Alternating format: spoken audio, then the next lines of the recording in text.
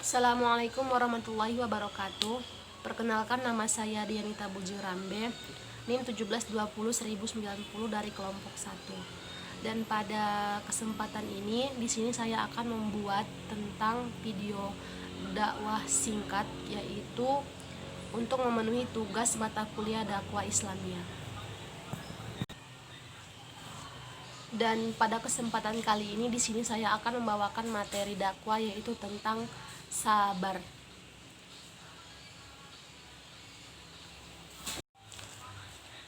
Assalamualaikum warahmatullahi wabarakatuh.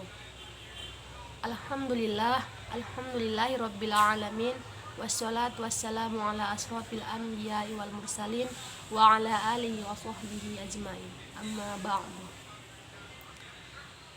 Terutama marilah kita ucapkan puji syukur kehadirat Allah Subhanahu wa taala, yang mana pada hari ini masih memberi kesempatan kesehatan untuk melaksanakan acara mata perkuliahan, yaitu dengan memberikan materi dakwah kepada teman-teman semua.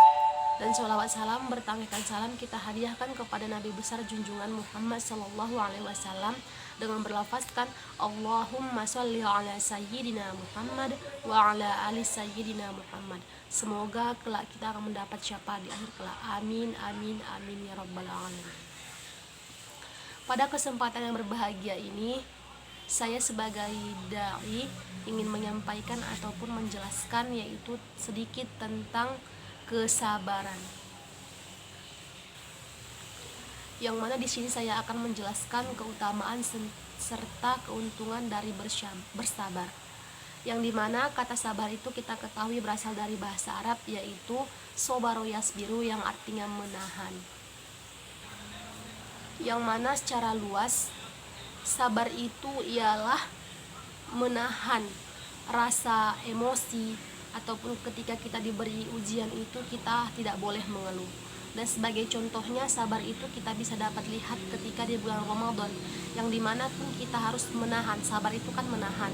Jadi di dalam puasa Ramadan itu, ataupun segala puasa, kita itu harus menahan dari yang namanya nafsu, lapar, dan haus, ataupun dan lain-lain.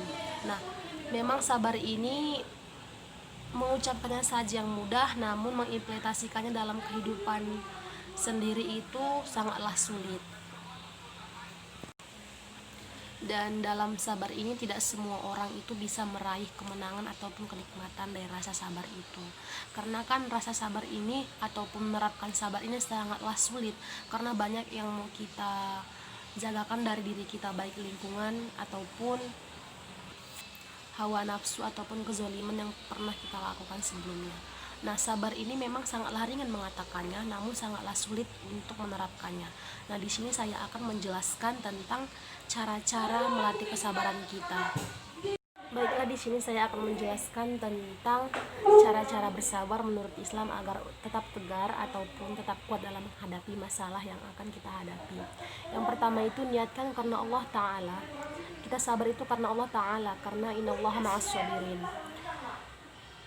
Dan selalu mengingat Allah Subhanahu wa taala, banyak-banyak mengingat Allah Subhanahu wa taala. Dengan begitu, kita akan selalu menjaga kesabaran kita dari segala apapun, baik itu ujian seberat apapun yang akan kita hadapi. Karena percayalah, karena la yukallifullahu nafsan illa wus'aha, karena Allah tidak akan membebani seseorang di batas kemampuannya. Nah, dengan bersabar tersebut kita akan dapat menghadapi masalah tersebut. Nah, yang kedua itu banyak-banyak membaca Al-Qur'an. Dengan begitu hati akan menjadi tentram, tenang, dan damai.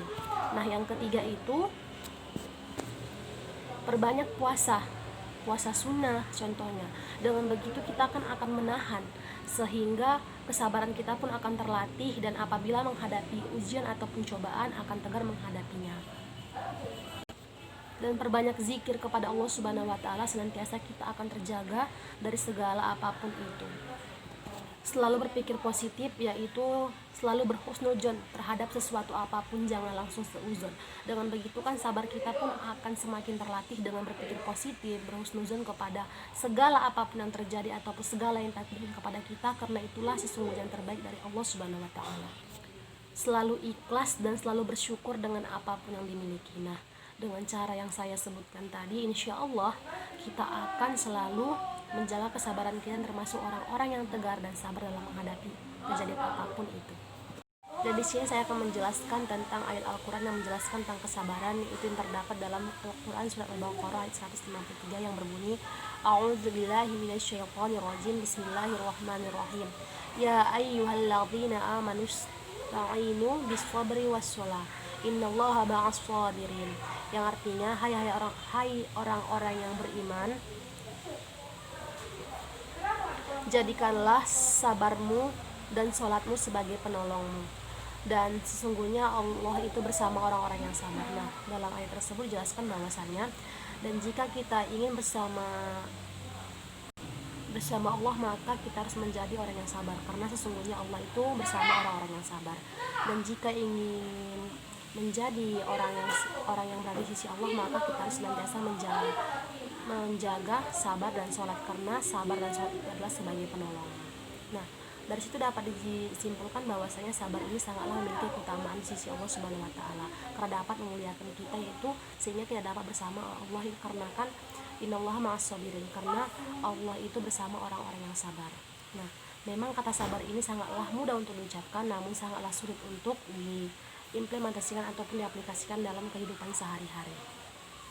Nah, sabar ini memang merupakan ujian yang sangat tidak mudah.